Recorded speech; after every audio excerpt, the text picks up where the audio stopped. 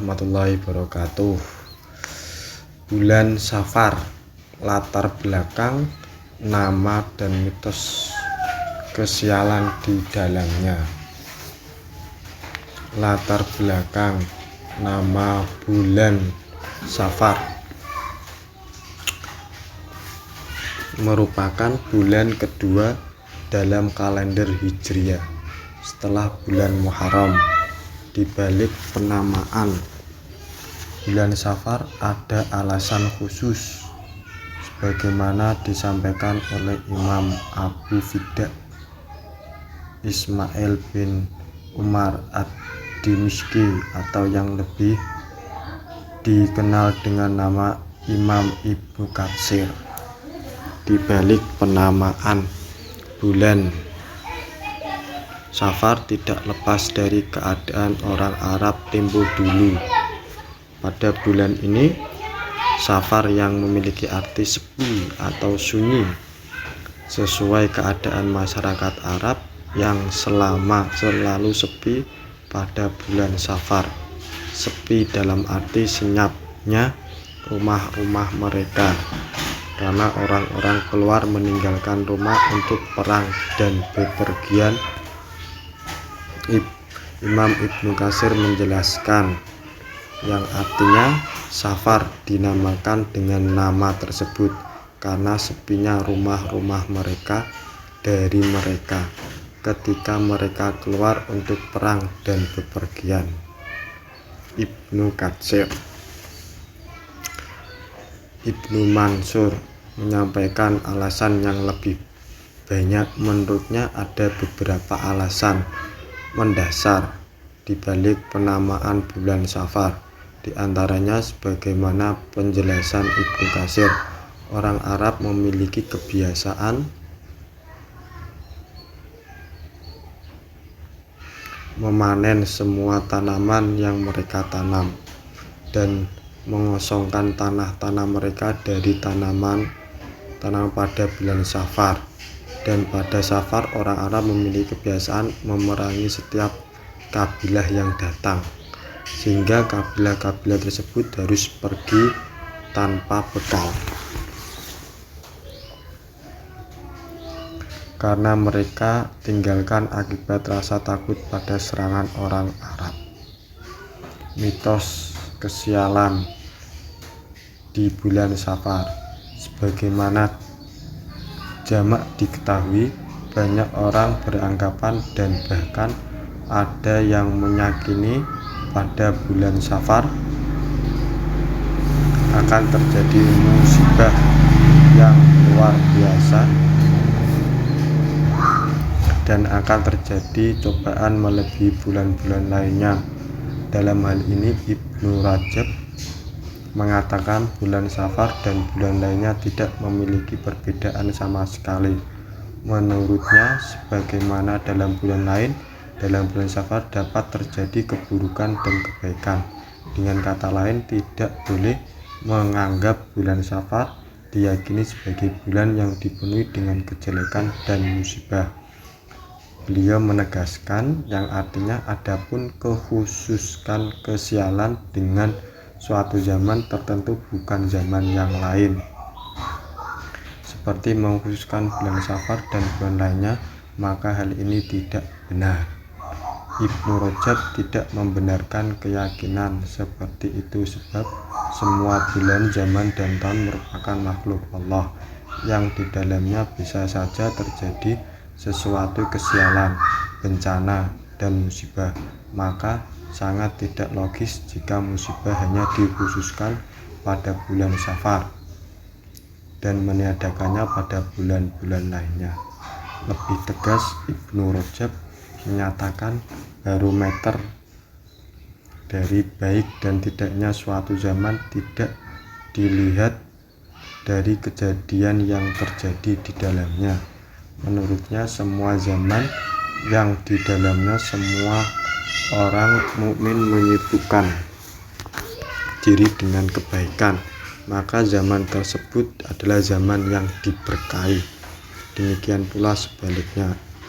Ibnu Rajab berkata yang artinya setiap zaman orang mukmin menyibukkan dengan ketaatan kepada Allah, maka merupakan zaman yang diberkahi.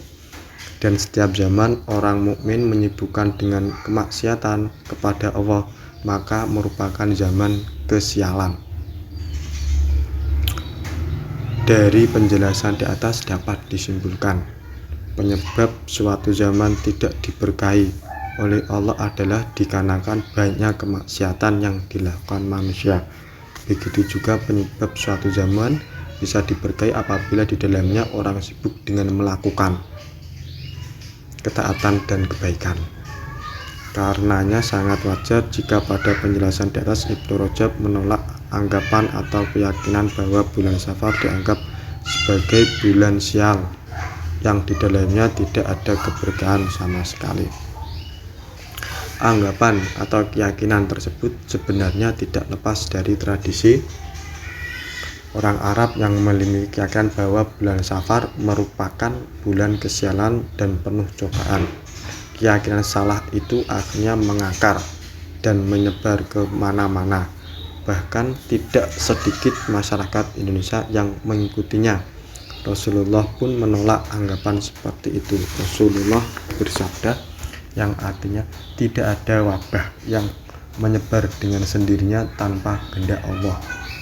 Tidak pula tanda kesialan, tidak pula burung tanda kesialan, dan juga tidak ada kesialan pada bulan Safar. Menghindarlah dari penyakit juzam sebagaimana engkau menghindar dari singa.